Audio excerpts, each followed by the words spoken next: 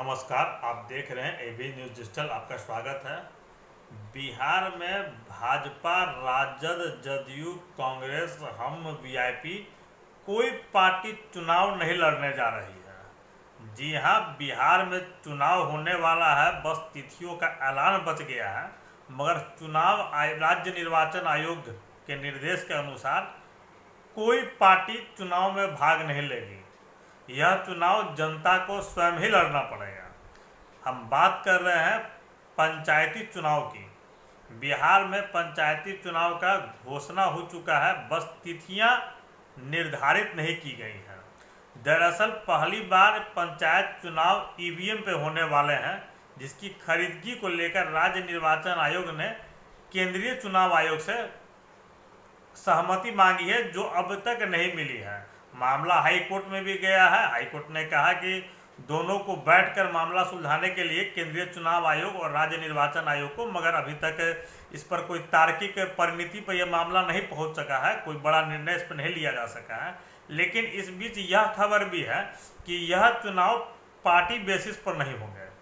अभी तक भाजपा और राजद विशेष तौर पर मेहनत कर रहे थे क्षेत्र में कि पंचायत चुनाव, जिसमें मुखिया, सरपंच, जिला पार्षद, वार्ड सदस्य सभी चुने जाते हैं, इसका चुनाव वे पार्टी बेसिस पे लड़ेंगे और अपने समर्थक लोगों को टिकट देके खड़ा करेंगे। लेकिन ऐसा अब संभव नहीं है। यह चुनाव पूर्व की भांति ही होगा, पार्टी वाइज नहीं होगा।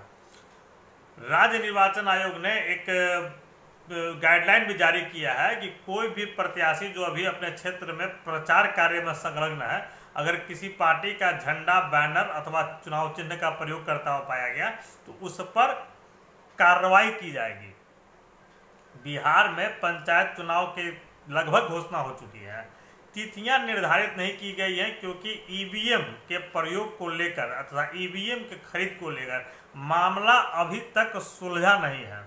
यह मामला अभी भी अटका हुआ है और पेचीदा भी होता जा रहा है। दरअसल केंद्रीय चुनाव आयोग राज्य निर्वाचन आयोग को ईवीएम खरीद का अनुमति नहीं दे रहा है।